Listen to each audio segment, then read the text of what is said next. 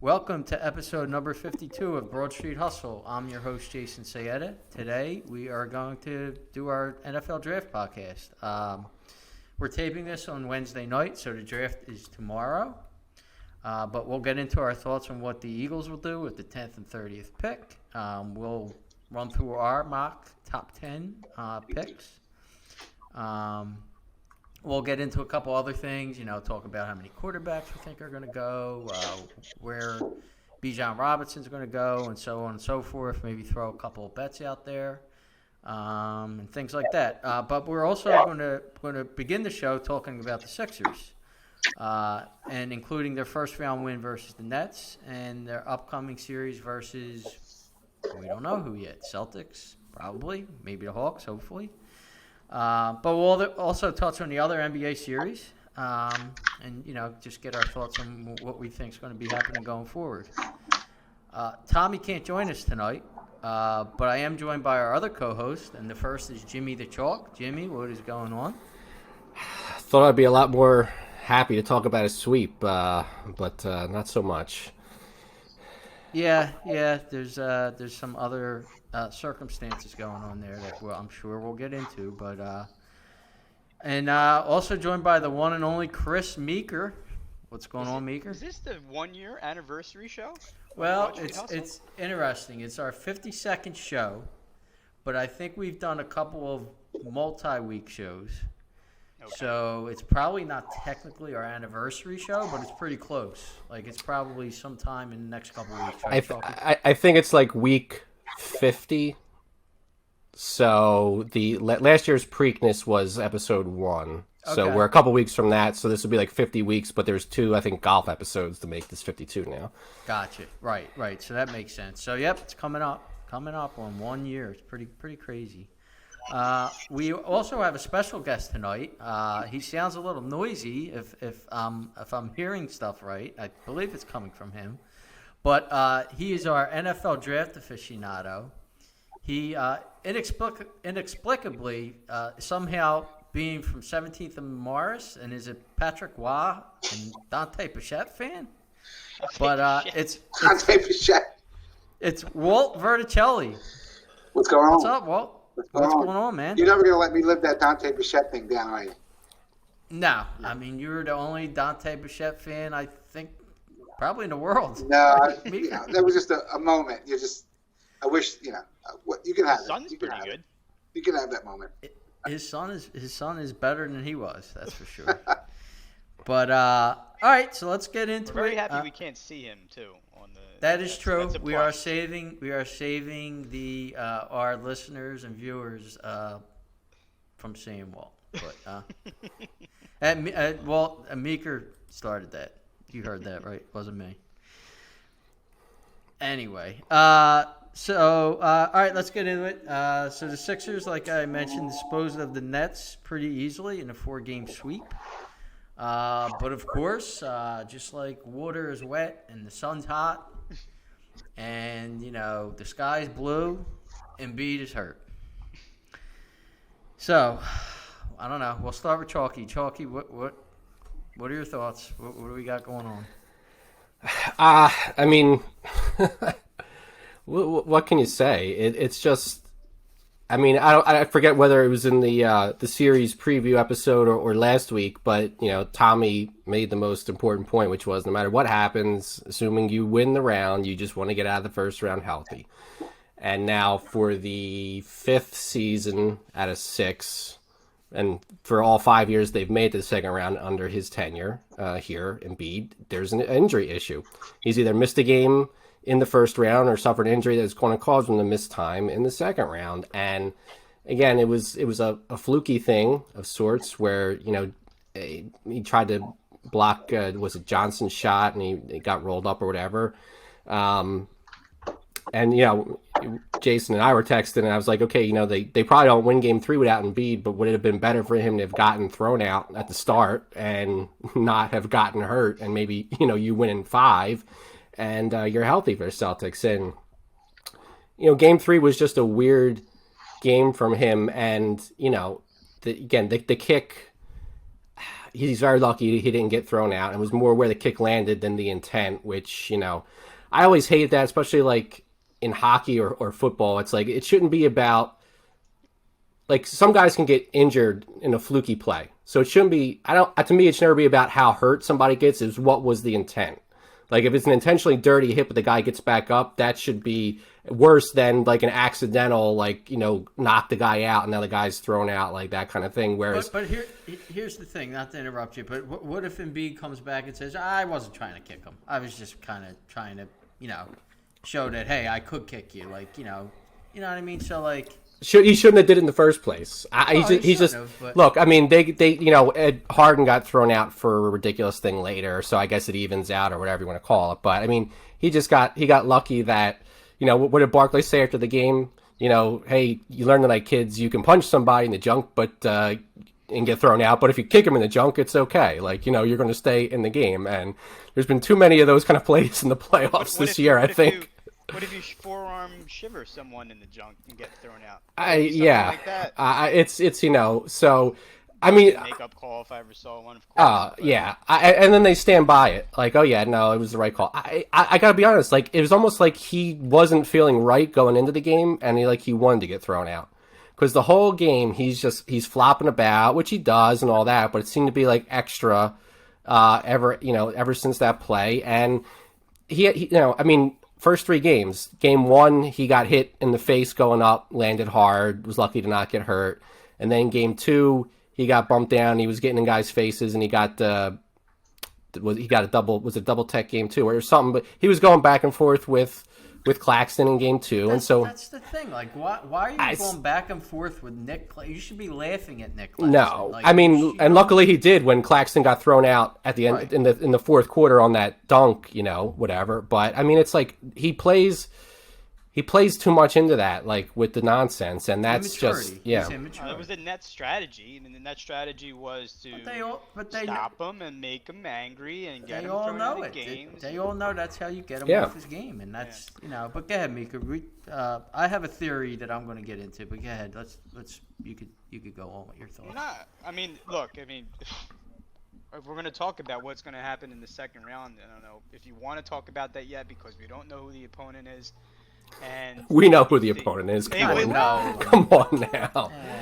Well, not yet. It might go 7. I mean, but I mean, the Celtics that's a silver lining. The fact that this game, that series could go. Oh, sure. That's as big as anything. That win last night is as big as anything right now. Yeah, it's all gravy now because now Embiid you could literally sit him out in Game 1 and he'll have like almost 2 weeks of recovery time. Racetrack going on in the background. Apparently, at the Indy 500, we should start talking NASCAR. Is that Echo Speedway? Something like that. But anyway, look. I mean, again, what I take. I mean, other than the Embiid injury, what I take from the series is that they have. Here comes some spooky ghost again. Let's mute yourself there, Walt. Just so I can talk. All right, I think he's muted. I can do that. Some silver lining would be that lost my train of thought. Harris, Reed, we got some quality play out of these guys. So if we do have to sit Embiid for a game or two, I'm still concerned. I mean, of course we're going to be concerned about it, but at least Reed got some time in this first series to show that he's a good defensive player. I'm not sure he's not going to make up for any kind of offense from Embiid, but he's a good defensive player, and I was most impressed with their defense in the series against the Nets. If you want to talk about Boston, we could talk about that now, or if you want to wait till next week. But in the end, I mean, the other silver lining to this is that if you look at the last 3 games the Celtics have played, they have not really played good basketball. They're giving up a lot of points. They've given up 125 on average points for the last 3 games. Tatum's been sloppy, especially last night in the fourth quarter. He's got a 1.7 assist to turnover ratio. So Boston, we're catching Boston at a time where we've never really caught them in the playoffs before. When Boston usually coming into the playoffs in the game when they played the Sixers have always been hot. Right now, even if they win the series, they're not hot. But if we don't have Embiid playing next series, there's no chance of winning that series. There's just no chance. Well, I think he's going to play. And I actually, before we came on, I was watching a doctor talk about the injury, and it's not great. It takes away from a lot of his lateral movement, like his pivoting and stuff like that. But it's not devastating. Like, he's going to be able to play. He's just going to have to play through pain and things like that. Which unfortunately he's going to have to do. I mean, listen. But they're going to limit his minutes, I would think. I mean, Well, because he can't play 40 minutes. With that knee. I don't know if it's an injury that could be made worse. Yes, you got to be careful. But if it's something he's just got to play through pain. And it can be made worse. That's the thing. So, like, when you're talking about, and one of the articles I read about this type of injury was, and it's really not an exaggeration to say, like, these extra 2 days could make a lot of difference, because 10 days to 14 days, you could go from being able to play at 60, 70% and a 50% chance of tearing it, and then you're out for months and maybe you don't start the next year, versus like 80 to 90% with a less than 50-50 chance of getting hurt. And that's just over a couple days. So, you hate to go down 0-1, but if it was that close, I would say you sit him for game one in a case like that, to try to win the rest of the series.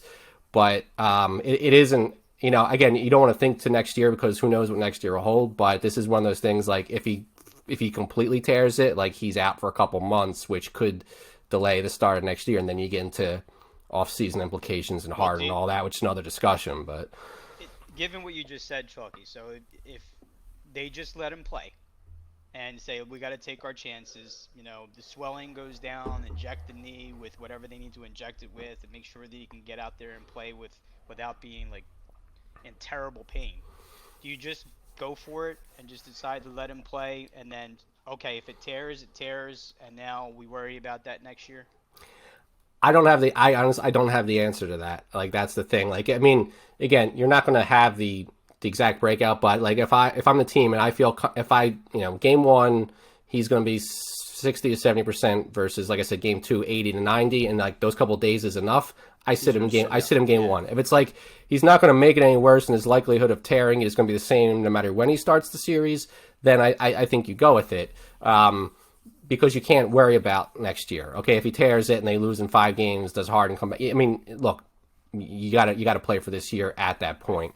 But it's just, I mean, it stinks, because, like, okay, like, I didn't think they were going to beat Boston anyway, but now even if they got swept, there's going to be a cloud of your best player. I mean, he's the one advantage. He's the one advantage they have. He's like, okay, like, Boston's got, okay, Horford's played him tough. Williams is a good defender. He's the best player on the court, bottom line. And then 2 and 3 are Boston's, Tatum, Brown, and it's not close with anybody else to the Sixers till maybe Harden at 4. And that's even debatable at times. So I think that you just minimized your biggest advantage, because he's not going to be 100% no matter what. So if the disappointment of not winning this series, maybe it's not as great because, okay, there's this injury cloud. But then I think if you're talking about long-term future of the team, like, okay, all these Harden, the Houston rumors are popping up. I don't know that I buy him in the sense that I think if the Sixers will give him the money he wants, he stays. But in his head, he's like, all right, well, this guy gets hurt every year. If I'm not going to win a championship here, would I rather be back at a city I love in Houston? And then, not that I want to see anybody fired, but, like, if Embiid was healthy and they got swept by Boston, they could fire the coach. Now there's a built-in excuse there that, well, the team wasn't at 100%. So does that cloud your judgment over whether you keep Rivers if they have a really bad performance in round 2? So now it's an extra variable thrown in that just muddies the water if they don't go on to win the series. My whole thing is, to me, this is deja vu. 25 years in the making from Eric Lindros 2.0. I mean, think about it. You have a talent, and a talent like we've never seen before in the sport, with the combination of skill sets that this guy has. Same thing Lindros had, you know what I mean? But the variable, what is it? They always get hurt. They play recklessly, and honestly, they're not respected by their opponents. Like, going back to Lindros, here's a guy who played with reckless abandon, threw his body around. So he never got the benefit of the doubt of the Gretzkys and Lemieux who never got hit. Right? They're hitting Lindros. They're going right after Lindros.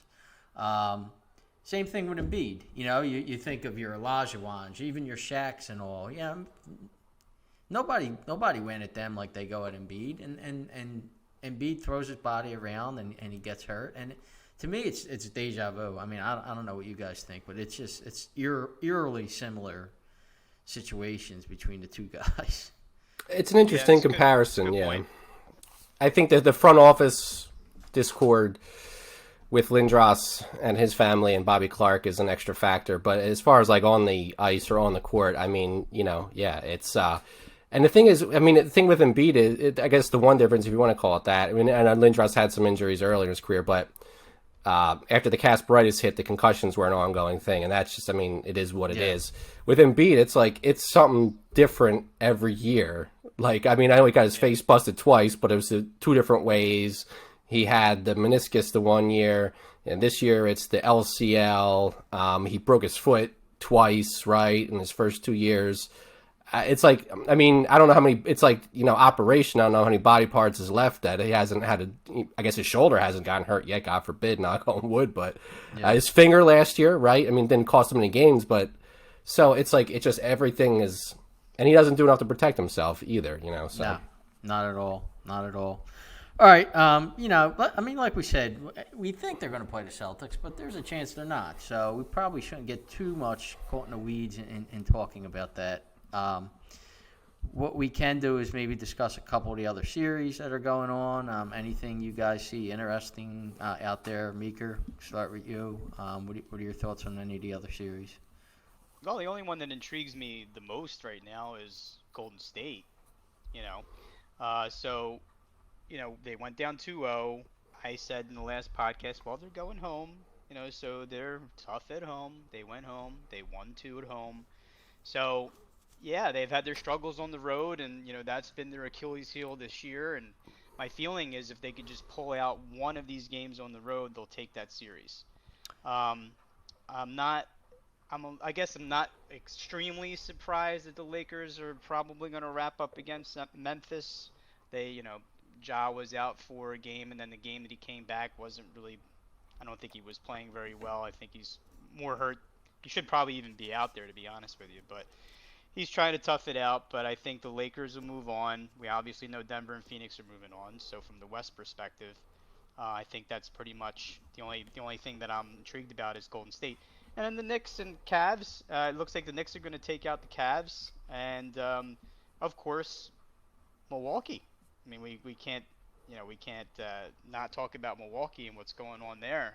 This is extremely surprising. I know Giannis missed the game, so that's a game you lose, but he's back. Didn't seem like he was playing that hurt the other night. He didn't look 100%. Well, he was a little gimpy. No one's really 100% at this time of the season. But listen, they shouldn't have lost the game. I mean, that's for sure. I mean, that's a bad loss. I walked the dog. I think I texted you guys, right? I went outside and walked the dog. I think it was like 3, maybe 4 minutes left in the game. I was like, all right, this game's kind of over. It was like midway through. I came back and they were losing. They were up 13 points when I went to walk the dog. It only takes me 10 minutes to walk my dog. I come back and they're down by a point. What the heck happened? Well, what happened was Jimmy Butler happened. I mean, of course, yeah. I mean, honestly, I've watched a lot of basketball in my life. That was probably the best playoff performance I've ever seen. Yeah, I mean, maybe Jordan in '86 against Boston. It was a long time ago, but this was right up there. Yeah, it was incredible to see. But we don't need that guy. We never needed him. Nah, we didn't. It was better that we kept Simmons over him. Yeah. We sided with Simmons and let Butler Well, go. again, like we talked about all the guys that they've let go and have turned into really good pros, and Listen, we could do a whole podcast on their mistakes. I mean, they're too numerous to even bring up. I mean, it's one's worse than the other one. I mean, the Mikal Bridges trade, the drafting Shamet over Brunson, and obviously Fultz. So on and so forth. I Tatum. mean, we could go on or letting Butler go. I mean, so Chalky, any thoughts on anything? Not much different. I mean, the Milwaukee series is certainly surprising, I think, and the fact that the three of us picked picked Milwaukee to win was the kiss of death, the kiss of death, if you will. But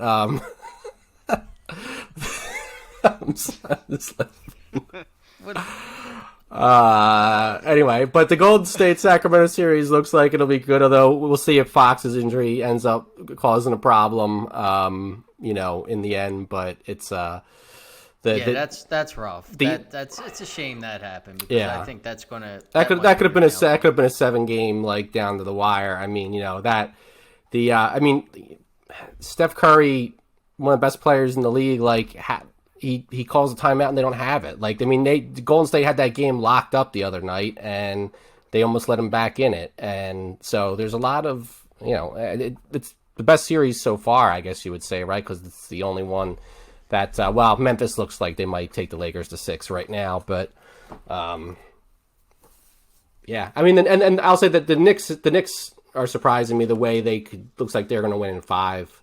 I picked them, but I didn't think it was going to be a 5-game series for sure. And they look good, but Cleveland looks. Yeah, I mean, look, and Cleveland could still come back. I mean, it's only an 11-point game right now in the third quarter. But I don't know what the reason is, but let me just say, as a Sixers fan, I think it's ridiculous that the NBA is the only league that doesn't reseed between every round, because the Sixers will be looking at a New York second round, and I would rather much have that than Boston.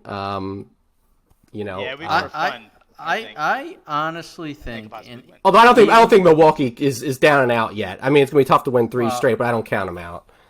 I was going, to the Sixers Celtics. I honestly think the Sixers could win that series. I think they're going to beat them, Embiid injury or not. I mean, as long as he's able to play, 80%, I think they could beat them. Well, this is what I was. I don't know. Again, we were going to debate whether. Yeah, I won't get too series much into it, but I mean that's my thoughts. I think they have a good shot. To me, if Embiid if he was healthy, fully healthy, it just comes down to Harden, Maxey, Harris. Can they outscore Tatum, Brown, Smart? Because Embiid can basically take care of the rest. Yeah, but Boston's got other guys that hitch that. Their whole team. I was going to say, throw Derek White in there. Yeah, their whole team. They're deep, man. Brogdon's 6th man of the year. Yeah, what they I'm got a lot talking more about than is just that those they're guys. not going to, Joel's going to get his points, right? So if those 3 guys can match up with the other 3 guys point-wise, and if you look at the playoff stats right now, it's pretty similar, then I think that they can win the series. But you can't have a night like Harden goes 2 for 16, because that's can't have nights like that. I have no faith in Harden right now. I had to play at a high level. I just don't. I think what I think in Game 1. I think that is the game to sit Embiid, because I think Game 1 Harden will be rested, and Harden will be able to do a lot more than he could do coming back 2 nights later. I just think that's the way it goes with Harden. It's you're gonna get a good game, and then you're gonna get a bad game. Here's the thing with that. Last year he looked slow at times, right? This year he's getting to the basket. He can't finish near the rim. Well, it's his legs. It's his legs. And he's, he can get by. Bridges wasn't covering him, so he can get by some of those guys on Brooklyn. But take him any of the top guys, Smart, Brown, whoever's on him in the Celtics series, he's not going to get by them that easy. So if he's not hitting his jump shot, then he's going to be struggling. And Maxey, as much as I love him, they tried it earlier this year, and you can't really do it now because you don't have the depth. But his play in the last series, aside from maybe Game 2, it was more of you'd love to have that as a 6th man. You come in and get boom, 10-point burst, the way he closed out Game 3 and the way he Game 4 overall wasn't that great, but he put some points up in a who was the microwave on those Pistons teams? Vinny Johnson, right? It's like that, coming off the bench and boom, boom, boom. Again, you can still win a game like that, right? He carried them in the last 3 minutes of the Brooklyn Game 3. but you're going to need a much more consistent performance in these games. And look, if the Harris that played games 1, 2, and 4 comes to play in the Boston series, yeah, absolutely, the Sixers can win at. But are you going to get first round Tobias or second round Tobias? And that was my point, though. Yeah. My point is that if you have games like that, they're not gonna win those games because they have to be consistently good and to outscore those three guys. Because I think Joel by himself, takes care of the rest. If there is a differential of 10 points between those three guys, it's hard to make up for it. They played, games 2, 3, and 4 against Brooklyn. They played maybe 2 good quarters in all those games. Like each game, maybe 2 good quarters, and they won those games because Brooklyn's not a good team. You're not going to beat Boston playing 2 good quarters; you'll get swept. So can they get 4 good games as a whole? Hopefully, but they're not going to win in less than 6, probably 7 games if they can pull it out. But they could lose in 5 for sure. All right, let's. Like I said, I don't want to get too much into the weeds there because there's a chance, you never know, that it's not going to be the Celtics. So that was some good NBA playoff talk. Let's get into the meat of what our podcast title for this week was, which is the NFL Draft. So we're going to do a couple things here. We'll probably start by running through our mock draft top 10. We'll just do like a quick round table, just thoughts on the first pick, then the second, so on and so forth through to the 10th, which happens to be the Eagles at 10. So obviously we'll give our thoughts there. Then we'll jump to later in the draft and jump to the 30th pick, which is the Eagles' second pick in the first round. And then we're going to just give some thoughts on maybe some bets that we have going on and some other fun things related to the draft. So with that, we're going to get started. And what we'll do is, like I said, we'll start with the first pick. We'll start with our NFL draft aficionado, Walt, who hopefully didn't fall asleep during the NBA playoff talk. Okay, good. All right, so Walt, I'll give you the first pick, and then we'll go around and give each our first picks. But we'll let you start. You have a tough task here. Who do you think is going to go number 1? Yeah, right. I'm going to set the world on fire with Bryce Young, the Carolina. Bryce Young, yeah. Right. Yeah, if you look at his odds now, I believe it was, and Chalky, keep me honest, it was minus 1,600 or something like that, minus 1,800. 1,600 right now on DraftKings. Yeah. But the interesting thing was yesterday around noonish or maybe a little earlier, there was some thought.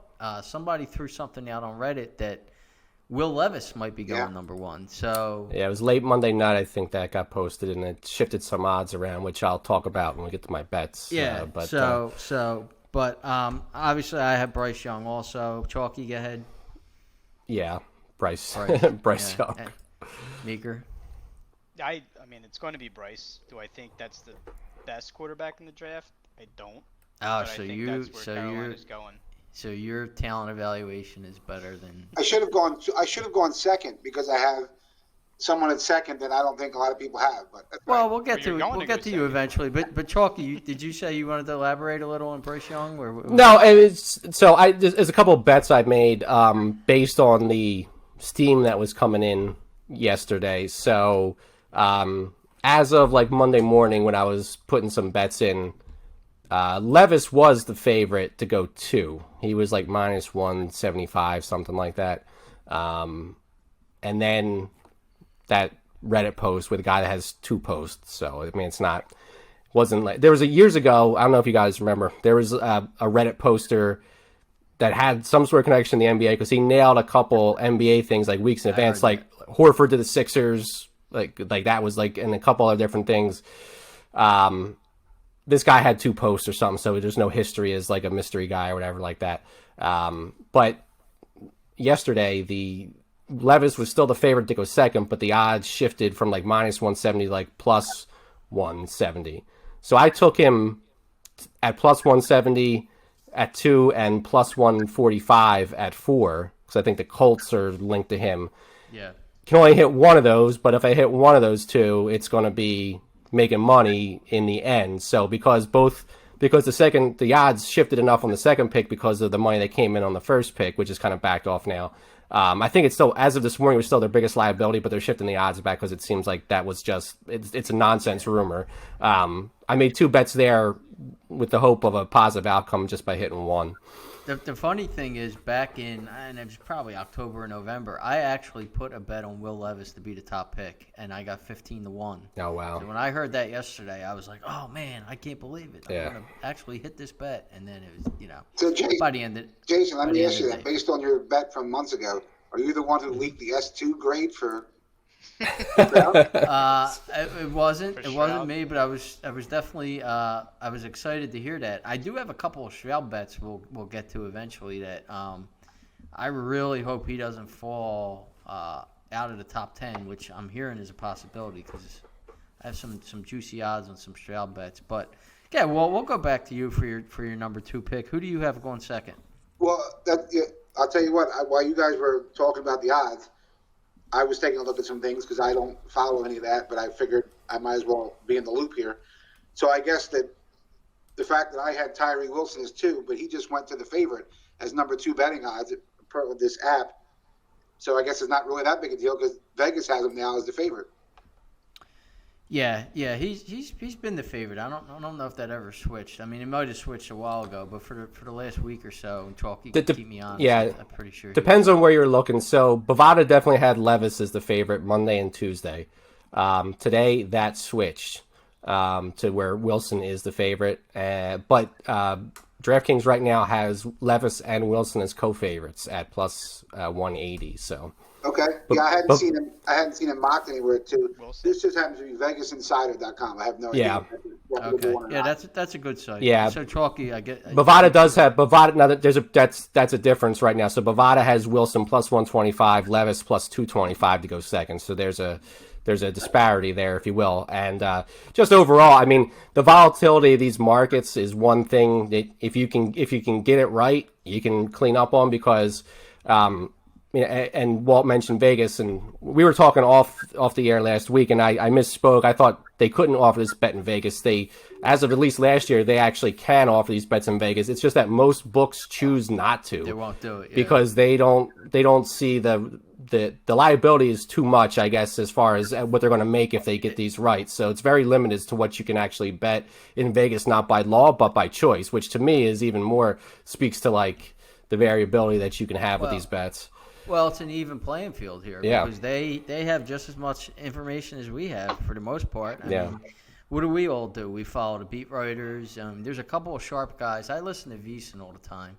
There's a couple of sharp handicappers they have come on, and you know they basically do the same thing. They're definitely compiling everybody, and they're coming up with their thoughts. But we'll go on the Meeker to see who you have.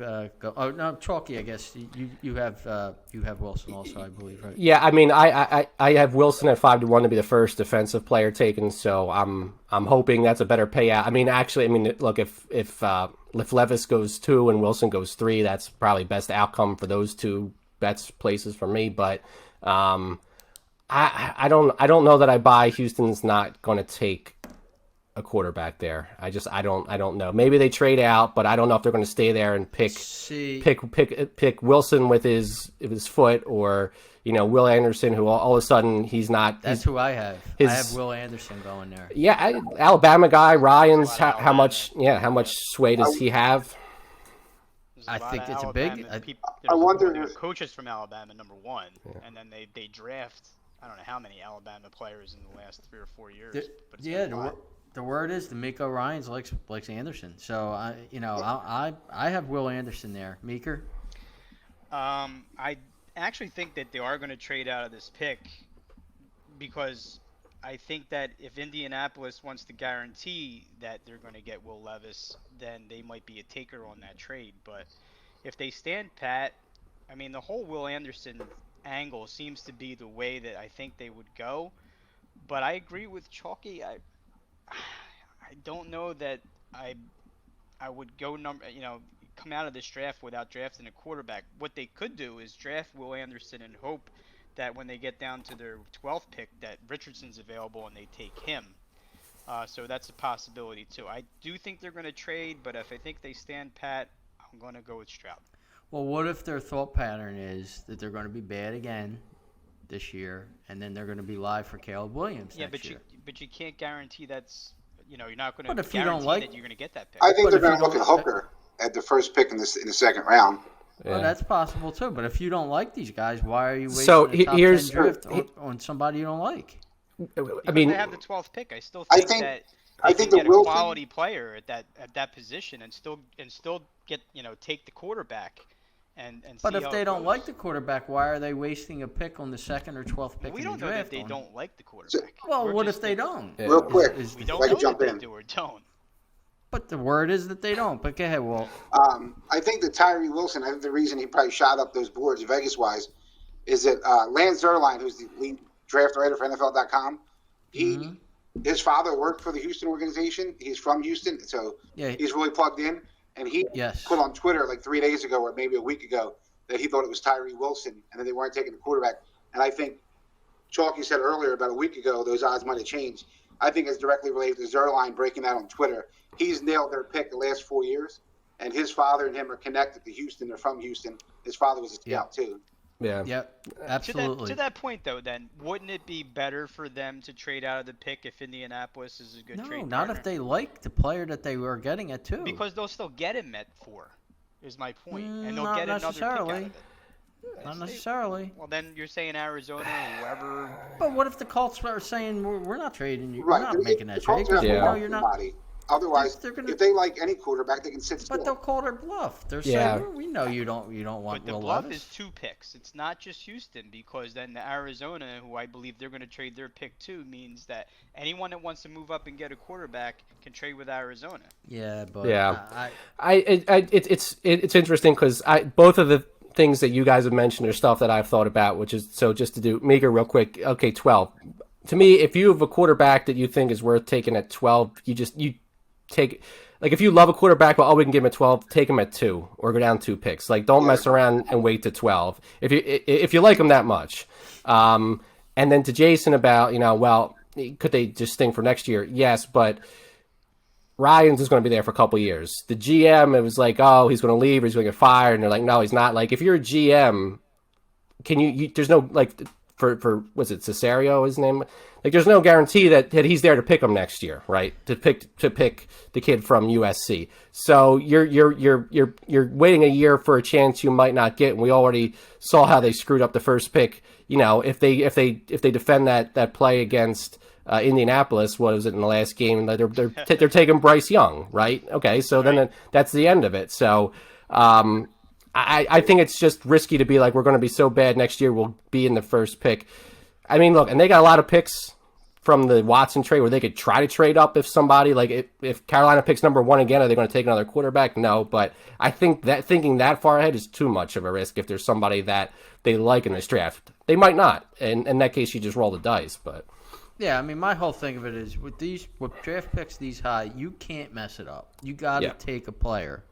So if you are not bought in totally on any of these other quarterbacks other than Bryce Young, you're not taking one.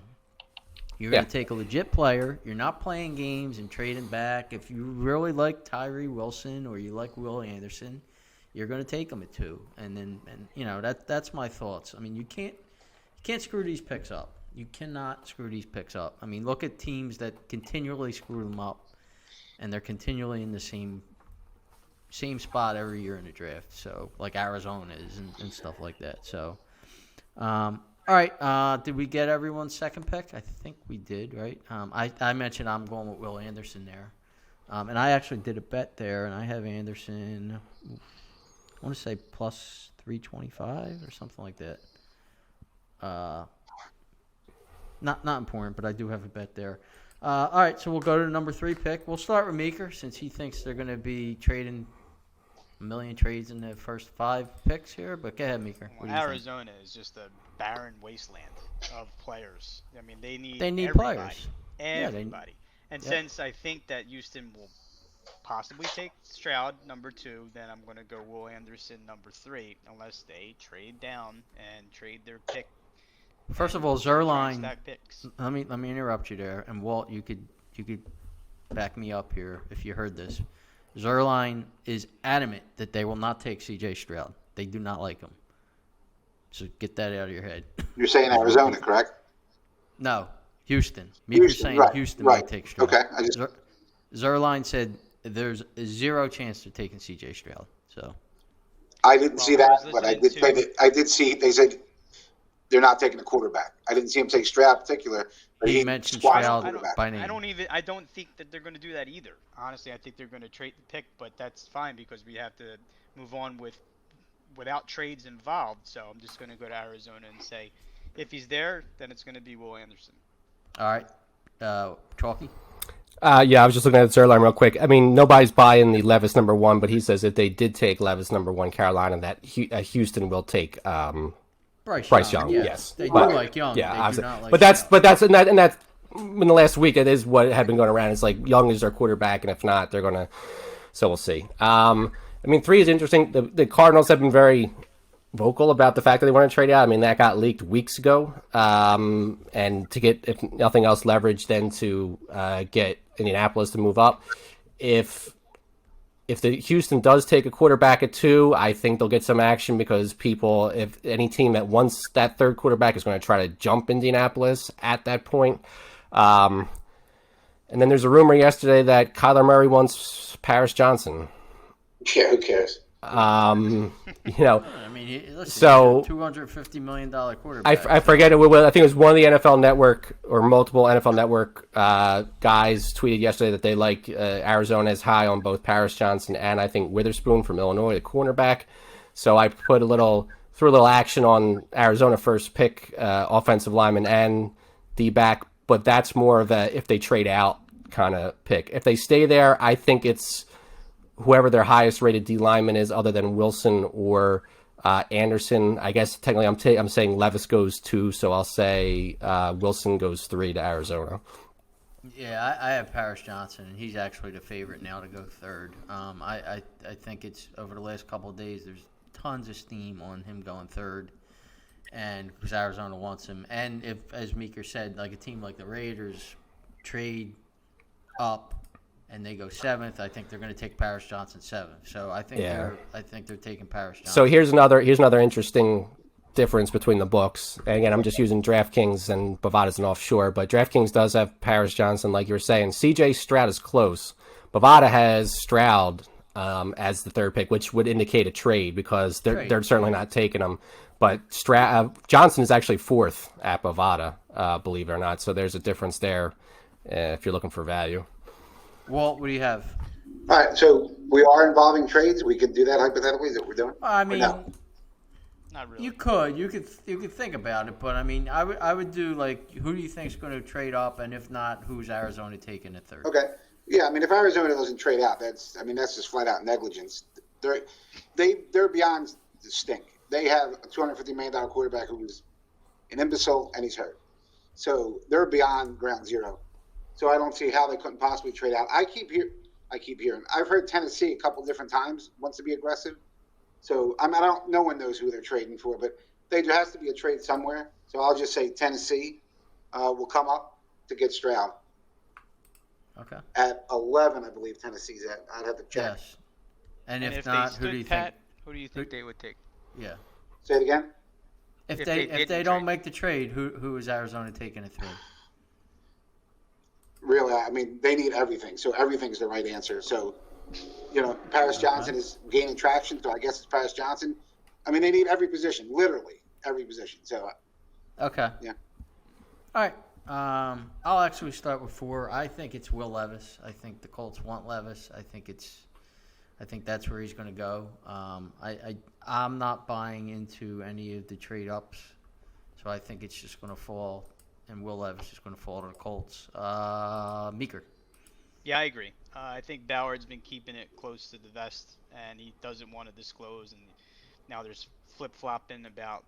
I heard a writer on the Athletic podcast. I don't know if Walt, if you listened to it, say that first it was Levis, and now it's Stroud, and then it's back to Levis again, and they're just basically posturing. And I think Levis is going to end up being the pick because everyone says that and he just fits the NFL game better than any of these quarterbacks, and he fits their scheme, and Reich's a quarterback guy, so I think he's just going to take him.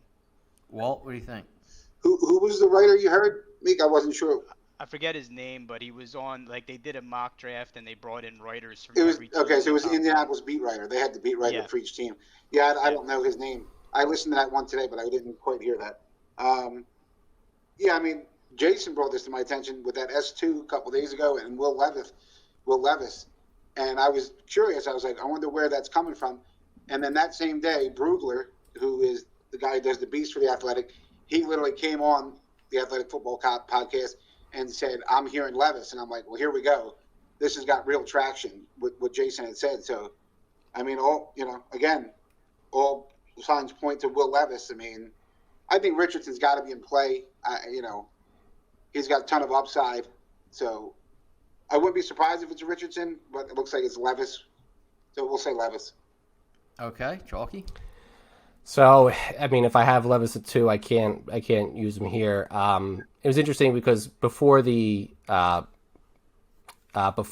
Wilson moved up, at least at one book, Levis was the favorite to go at both 2 and 4, which is impossible. But he was the betting favorite on both picks because obviously there's a lot of word out there that Indianapolis is going to be the guy. He would be their guy. But I used him already. If he's there, obviously, I think that's the pick. Here's the thing with the whole Stroud and the C2 test. Okay, that had to get leaked by Indianapolis, right? What advantage do they have for leaking that, other than they want somebody to think they're not going to take him? They're at 4. If he wasn't on their board, why does that get out? How does it get leaked? They're not going to. It doesn't give them an advantage. They're not at. But they're not at 10. So why do we think they leaked it? Why do we think? Who else is going to I don't think Stroud's calling up people telling them that this happened, or his agent is doing it. So who else is it going to? Again, I don't know how the NFL system works. Whether maybe it's the Raiders, maybe it's somebody who wants him there. I could see another team doing that, but how do they get the information? And I don't know enough about the inner workings of the NFL to know how much the teams know what the scores are from other whatever. But or if that was a test that everybody got, for instance, I get that. But I don't know. I'm gonna if I have to take somebody else here, I'll take Richardson. I'll say they like him better than Stroud, although Stroud wouldn't shock me despite that test score. But I'll take Anderson since Levis is off the board technically in this mock. So Will Anderson, you have one. Yeah. No, I'm sorry. No. Anthony Richardson. Anthony Richardson, yeah, sorry. All right, so, yep. All right, we'll keep it with you and go to Seattle at the 5th pick. So the heavy favorite right now at 5 is Jalen Carter. And I keep seeing him in mocks, and Jason and I talked about this earlier today. There are some beat writers out of Seattle that are vehemently saying he is not going to be their pick. I don't know that I completely buy that, but the steam, as far as the betting, is certainly coming in and him on number 5. I'm not going to jump too far ahead. I think the Eagles will try to do whatever possible to move up and take Jalen Carter, and this is the first spot that they might have the option of trading into. I think 3 might be a little too high of an asking price. Yep. So this could be the Eagles going up to 5 to take Carter. As we sit here now, I'll say that they take CJ Stroud because he's not off my board yet. Okay. Yeah.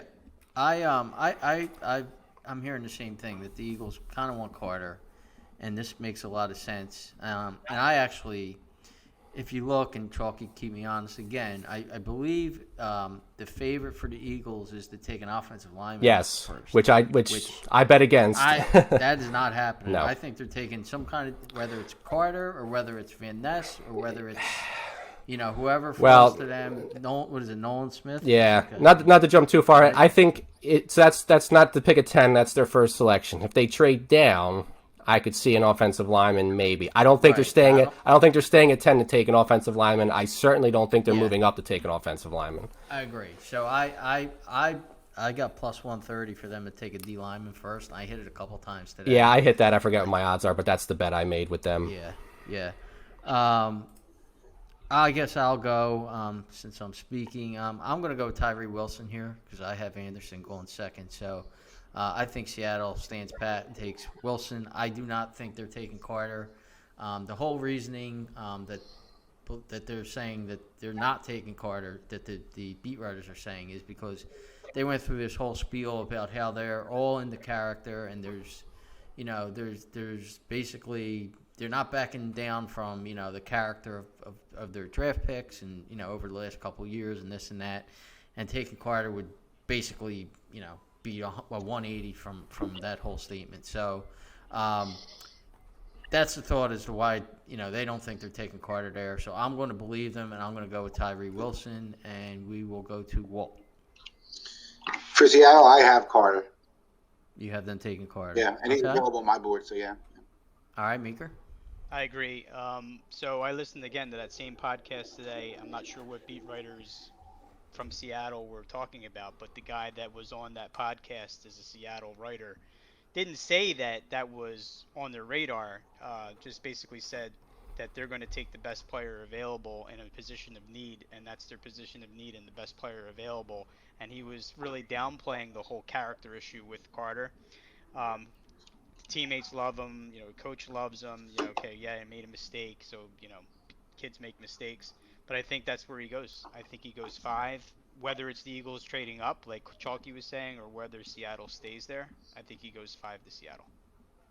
All right, let's go to the 6th pick. We'll let Chalky lead off with the Detroit Lions. Who are we taking at 6? So this is another. So Seattle and Detroit are similar in that they have quarterbacks right now, and Seattle was a playoff team last year. Detroit was close, but these are not necessarily their guys of the future. So if one of the top 4 falls, either team here is potentially taking it.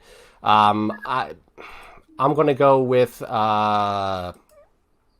They're linked to Witherspoon, so I'll go Witherspoon. I think if Anderson drops this far, it would have to be a definite hard think on that, because I don't have him off my board yet. But they just traded Okudah, and they took Hutchinson early last year, so I'll say they go D back here with Witherspoon. Walt, what do you have? That's exactly what I have, Witherspoon. They signed a couple defensive backs, but they're more veterans. They did trade Okudah just because they're not going to pick up his 5th-year option. They weren't going to re-sign him, so there was no point to that. But, yeah, definitely Devin Witherspoon. I don't know enough about the style of play to say who they prefer, Witherspoon or Gonzalez, but I'm going to go Witherspoon. He's more of a playmaker. Yep, I'm on board with you guys. I have Witherspoon going there. Meeker? I have Gonzalez going there. So I have the Raiders taking Witherspoon since that's the next pick. I think from everything that you hear, and look, we haven't seen these guys. Let's admit it. We haven't seen these guys play. We read what we read. We look at the mock drafts. We listen to beat reporters. All that. And we get to see a little bit of highlights. But I'm just gonna go Christian Gonzalez because for everything I'm reading, saying he's a slightly better cornerback than Devin Witherspoon. I haven't seen that at all. I've seen Witherspoon for weeks being the best cornerback available. But okay, I don't know. Where are you getting your what beat writers you listening to? I don't know how many millions of these things I've looked at over the last couple of days. So. All right, Meeker. Since you're on a roll here, we'll let you go 7 with the Raiders. Oh, so they're taking Witherspoon 7. Okay. Walt. Raiders 7. We're on Vegas, right? Yep. Yes, we are. Let me just look at the needs here real quick again because I had it offensive one. I'm going Skoronski. Offensive line's a big need for them. So he's a tackle. He's probably going to move inside the guard, but he's the number one guard. Yep. I have Skoronski of the Raiders. All right, Chalky. Since he's still on my board, I'll go Anderson, which at 15-1, if that happens, would actually be a nice payout. Yeah. Again, if he were to drop, I think this is prime move up move up target for the Eagles to go up to 7 if Carter's on the board. But we'll say Anderson here. So I have a 30-1 bet for for C.J. Stroud to be the 7th pick in the draft. So I am hoping that the Raiders are going to take Stroud. I don't think they will. I think they're going to take Gonzalez, the quarterback that Meeker loves. So I'm going to go Gonzalez there, but I'm going to hope I'm wrong, and I hope it's Stroud. So we'll go with 8 with the Falcons. I'll lead off here, and I have no idea who the Falcons are taking here. I'm probably going to say that they're going to take Stroud. But they could take Bijan Robinson. They could take Stroud. They could take Richardson. I have no idea. I'm just going to say they're going to take Stroud because they need a quarterback. Chalky. I'll tell you who I don't think they're taking, and that's Bijan Robinson. But that's a guess. He is the favorite, obviously, at this pick. Gonzalez he's still on the board here for me, so I'm going to go with Gonzalez if this shakes out the way, which it definitely won't. But Gonzalez. All right. No. Meeker. Well, for me, Tyree Wilson is not off the board yet, so I think that's where Atlanta goes because he's the best player left, and they have needs in all positions of defense. And I think that would help them. Walt, what do you have for the Falcons? We're on Atlanta. I have Anthony Richardson. Yeah, there's a chance. There's definitely a chance. They're a wild card. They definitely need a quarterback. I don't know if they believe in Ritter or not, but it's possible. They spent I'm trying to remember the positions, but London was I think the 8th pick in the draft. Pitts was maybe the 7th. I think they were both top 10 weapons that they haven't gotten anything out of Pitts, not anything, but not close to what they thought for 2 years now. Yeah. If they're going to unlock 2 top 10 picks, heavy draft capital that they've spent, they need to unlock with a quarterback. I don't think they believe in Ritter. I think he was a flyer at best. Yeah. So. Yeah, I agree. I think there's a good shot, and I actually have Richardson at like 10-1 there too. So that won't be terrible, but 31's better than 10-1.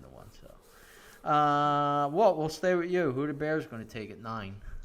So, this is where I caved to you guys talking earlier, and I had Paris Johnson earlier, and then I moved them up. You guys, we kind of changed my stride there, so I'm going to go. Will Anderson's still on my board, so Will Anderson to the Bears. All right, Meeker. Well, they need offensive line, so I'm going to go Peter Skoronski in this pick. Yeah. So, yeah, he's off my board. Yeah. I have Skoronski there as well. Chalky. Bears are apparently open to moving the pick. They the word was leaked that the Steelers would be interested in moving up to 9 if Carter was still there, but we're not really doing all that. So what's better than taking a Polish kid to play in Chicago at a Northwestern, right? So Northwestern, right? Skoronski, it's like the perfect fit. There you go.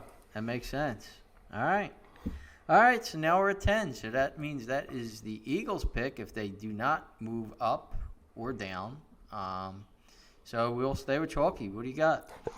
I didn't give Jalen Carter to anybody, so he's not making it to 10, but I'm going to give him to the Eagles here because I think the Eagles are going to do everything they can to get up to 5 or whatever it will take to get Jalen Carter.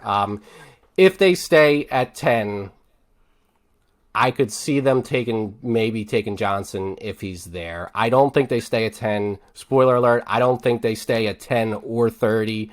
I think they trade down or up with the first pick, and then whatever they didn't do with the first pick, they do the opposite with the second. So if they trade up to 5, at 30, they're going to trade out of the first round, or they'll trade up to maybe grab a cornerback towards the end of the round, and that last run, if they trade into like 15 to 20 range.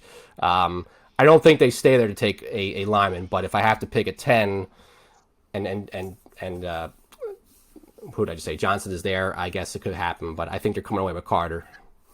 Yeah, I agree. I think they're getting Carter somehow tomorrow. So, and I have not used him yet, and I think there's a chance. There's a chance that he slides down. I mean, if these teams don't like his, what he's got going on personally and stuff, there's a lot of good players that we just mentioned that are, guys that they may like better personally, and they're not as big of a risk. So Carter's probably the most talented guy. But I think the Eagles are getting Carter, and I'm gonna give them Carter at 10. Walt. I have Bijan Robinson, which would segue into that other topic. All right. That's not happening, but that's fine if that's your pick. Chalky's been talking to Rob because Chalky's got Rob, our buddy Rob, me and Chris. He's like, they're going to trade out of both picks. They're trading out of both picks. Okay. I mean, look, I would like to say it's a clever thought, but they did the same thing last year. So it's like there's a precedent that they're not going to stay at either. And Howie's moved 4 out of the 5 first rounds that after he came back in after they got rid of Chip. So I mean, look, that the word is out. They leaked the word. He's calling the move up. He's going to call every year. I don't see him staying pat at either spot, especially when. We'll get into that later, I guess, if we want to get more into the Eagles. But I think they're going to move up to try to get a top-level talent. I'll say this. He can't take advantage of Loomis like he usually does.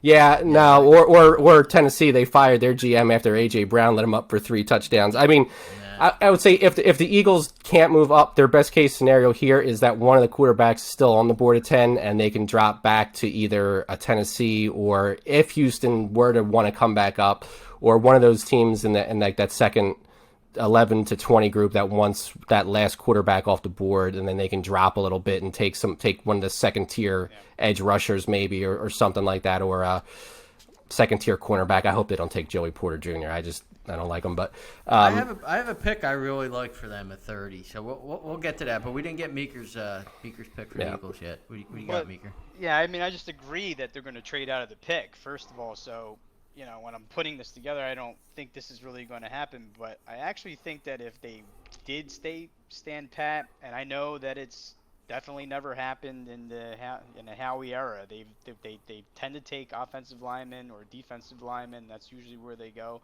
They've never taken a running back in the first round, but he might be too much of a talent to pass. All right, listen. Howard Eskin was on Beeson today. Now Howard Eskin works for the Eagles, right? He works for the Eagles, and Howard Eskin. They're not feeding him information to look bad because Howard Eskin would never do that. He doesn't want to look bad. He said he'll retire if they draft Bijan Robinson. That's how sure he is that they're not taking Bijan Robinson. Well, he's also going to trade out of the pick of all time. So now they're not. There are a lot of people at the NovaCare Center that are very tempted at this point to just go ahead and take Bijan Robinson. I think, but they're not taking Bijan Robinson. I would be that's gonna happen, but flabbergasted at 10 if they took him. They're not taking Bijan. I don't think it's going to happen, but I think that it would be tough for them if they can't find the trade that they like to just pass up on it, given that it is a position of need right now. Yeah, but it's a position of need that you could shake a tree and 10 running backs are going to fall out. That here's the only say that, but here's the only thing I'll say to that, and I don't think they're taking Robinson at 10. If they were to trade down to 17 and somehow he dropped that far, it wouldn't be the craziest thing in the world if they took him there. One of the reasons I think they're going to go up for Carter is that they're hoping they never have to pick this high again. So if they have a top-level talent that is going to be of an immediate impact, because they're going to try to do some, they're going to try to keep going the next 2 or 3 years with the new contract, with Hurts. Carter would likely have an immediate impact. And then you could make an argument that a Robinson would be an extra weapon for Hurts that could make that offense potentially unstoppable. I don't agree with taking him at 10. I don't think the value is there at 10. I think if they were to take him, it wouldn't be the most shocking thing in the world. A couple picks later, I mean, again, you got all the rumors going around. Yesterday, they were linked to Smith and Jigba, which I don't think they're going to take a receiver at 10. But I mean, I think they'll trade out somewhere, even if it's not the value. If Robinson is the best player on their board at 10. See, I think, and we're going to get into the 30th pick now. I think if they stand pat at 30, I think they're going to take Gibbs. I think that's where they go for the running back. He's well off, yeah. That's where I think they're going to go for the running back. They're not taking a running back in the top 10. No chance. There's some people who think that his talent, his skill set translates better to the NFL because there's people who say you can line him up in the slot 40 snaps a game and have one of the best slot receivers in the league. He's much of a – and that's they say he's a faster Kamara is basically his complete That's comp. exactly what I heard This is Gibbs? Yeah. Yeah. Yes. Interesting. I mean, Gibbs was a popular pick for people that, again, there's so many mocks that still have Robinson going 10, and I just don't see it. A couple of the beat writers on the Eagles that I've read, like, they just don't think Gibbs is the right fit for what the Eagles want to do. I mean, obviously they can change it, but I mean, just from a pure like selection standpoint, I think they're going to go running back at some point, and I think at 30, where you get that extra year, 5 years could be the lifespan of a running back in the NFL, right? So you get that extra option year. I think if there's a good running back, the 30, there's definitely value in taking somebody that late. I don't think it's at 10. Although now it's almost too much because now they're linked. It's been leaked to a couple different reporters that they would have took McCaffrey at 14 a couple years ago. So it's like they almost want you to think they're thinking about Robinson. So to me, that says there's no chance they take Robinson at 10. Now, I have Gibbs at 10-1 to go to the Eagles, so I'm hoping that happens. Yeah. But Walt, what do you think? What are we talking? The Eagles At 30, At 30? Eagles at 30. Any thoughts? Yeah, I mean, you don't have to if you don't have any. I mean, again, if we're going to go off the needs, I mean, and the offensive defense. I mean, Lucas Van Ness at 30. He's not. Yeah, he's not Not going to fall make that it far. there, I don't think. Nah. All right, you say okay. I mean, Miles Murphy maybe is another defensive end that has some versatility inside and outside. Okay. People value guys that can go inside and outside depending on the down in the situation.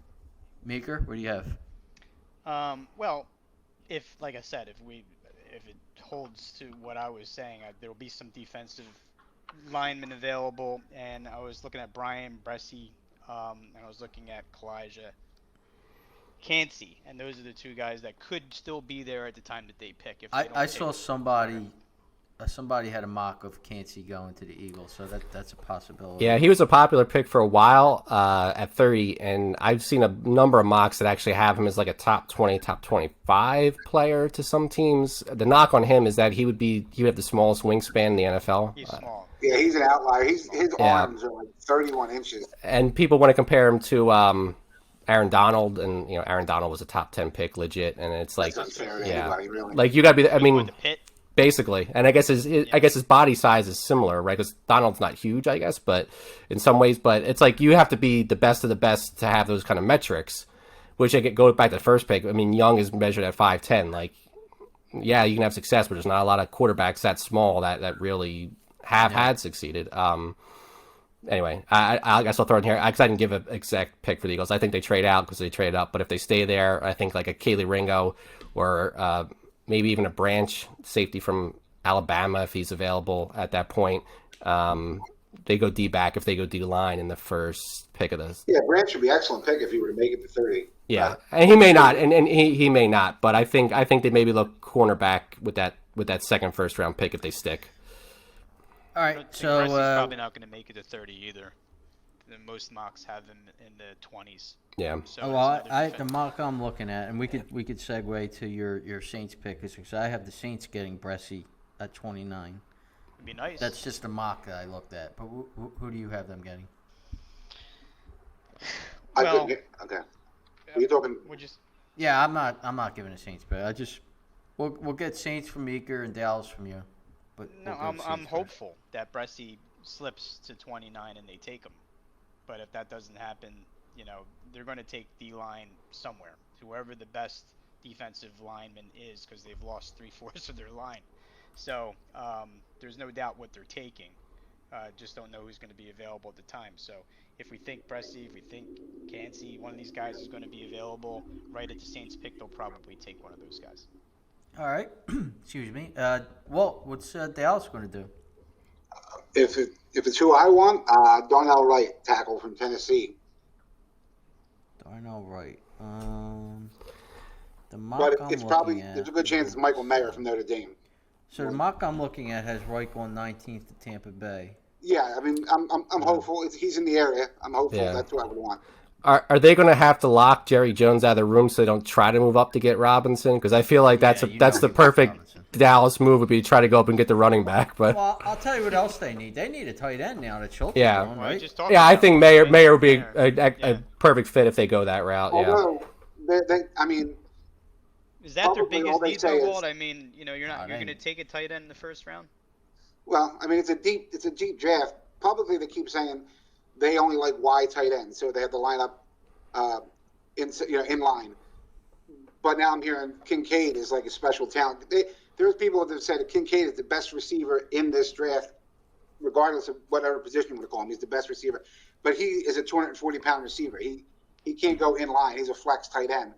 But he's apparently uber talented. I'd rather have him in today's NFL, make people pay. Like, line him up in the slot and let him run with people 240 pounds right down the field.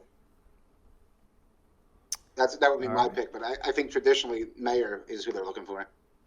Got you. So I'll throw out one crazy thing I heard, and I put a bet on it. Hopefully it happens. But I heard a crazy rumor that the Patriots are going to trade up to the second pick. And they're going to trade Mac Jones, and they're going to trade their pick and, pick next year and everything to get to the second pick to take a quarterback.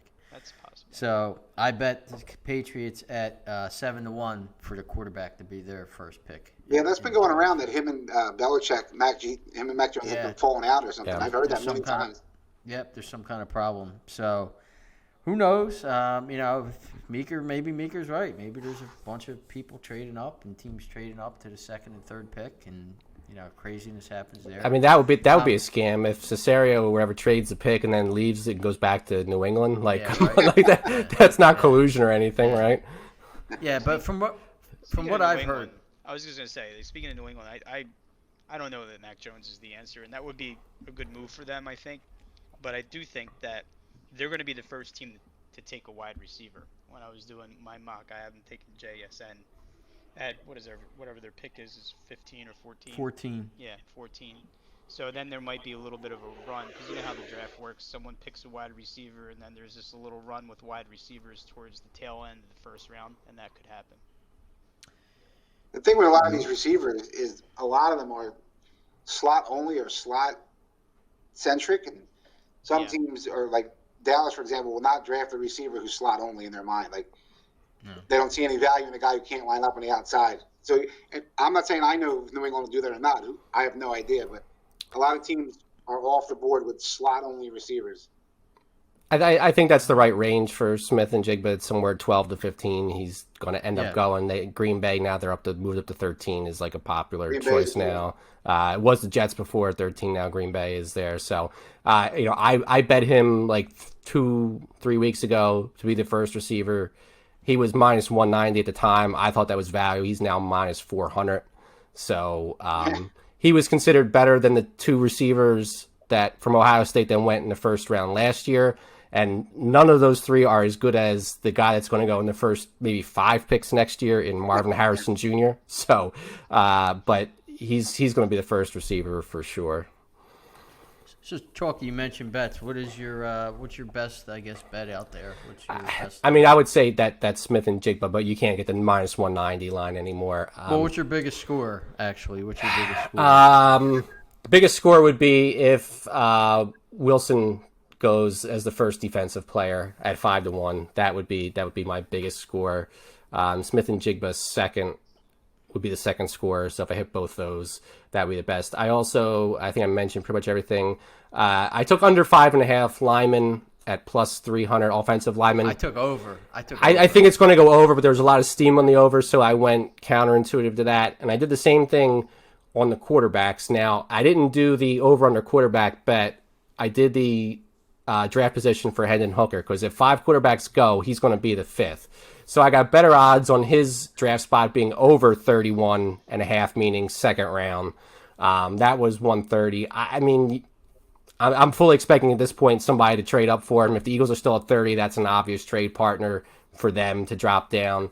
But at plus 130, the steam was on 5 quarterbacks going in the first round. So I went against that. I mean, you get a 25-year-old rookie coming off an ACL tear. Are people going to be dying to get up and get him in the first round? Maybe, but I took the 130 on him not going in the first round.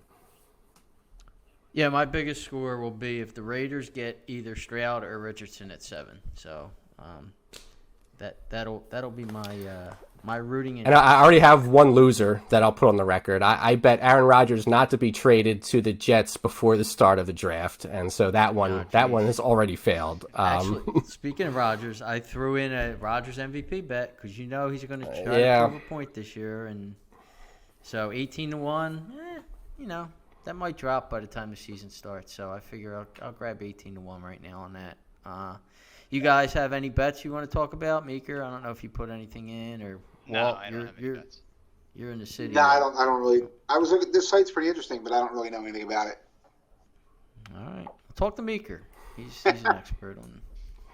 The playoff wizard. And he is. He's the playoff wizard. All right. Unless you guys have anything else to speak of on the draft, I think we did a pretty good job, at least running through the top 10 and some of the Eagles picks. So, otherwise, I think that's pretty much it for the show. So next week is our big Kentucky Derby show. So I'm sure we'll have some Sixers talk at some point in there because the Sixers and either Celtics or Hawks series will have begun by then. But our main focus will be the Kentucky Derby. We will have our horse specialist, the legend, Jimmy D, will be joining us. Worth the price of admission right there. Jimmy D is always worth the price of admission. Meeker, hopefully you'll join us, and you should get in a couple of Kentucky Derby picks, Meeker. Come on now. Just pick names. I'll take a gander at it. Well, yeah, we'll send you the PP so you can take a look and enlighten us with your knowledge of everything. That'd be a cool event to go to. I have no knowledge That's of a horse bucket racing, list but that'd for be pretty me. cool to go to. It's a bucket list. It was a fun event to be at, but it rained for most of the day the year I was there, so that put a damper on it. But if you're a sports fan in general, it's great. If you're a horse racing fan, there's nothing better. I would say within the next 5 years, we're probably going to go, right, Chalky? Meeker, Why wait so long? That's why I'm. Well, They're all pretty close to here, right? Belmont, Pimlico, and I'm being Lexington, conservative. all pretty close to I'm here. being conservative. Yeah, well, Louisville's about a 10-hour drive or so, maybe a little longer, okay. but yeah. But the other, we're Belmont regulars, but the Derby is. I mean, there's. I'll save it for next week, but because the Sixers will probably be down 0-2, so we won't really talk. We won't really talk much about that. So. Yeah. All right. Well, again, thanks for listening to. This is episode 52 of Broad Street Hustle. You could follow us on Twitter. You could watch us on YouTube. Although watch Walt. You're not going to watch Walt, but Chalky's going to come up with a picture for Walt, and Chalky's going to come up with a picture for himself. So you only see me and Meeker actually on YouTube, but you could still watch us.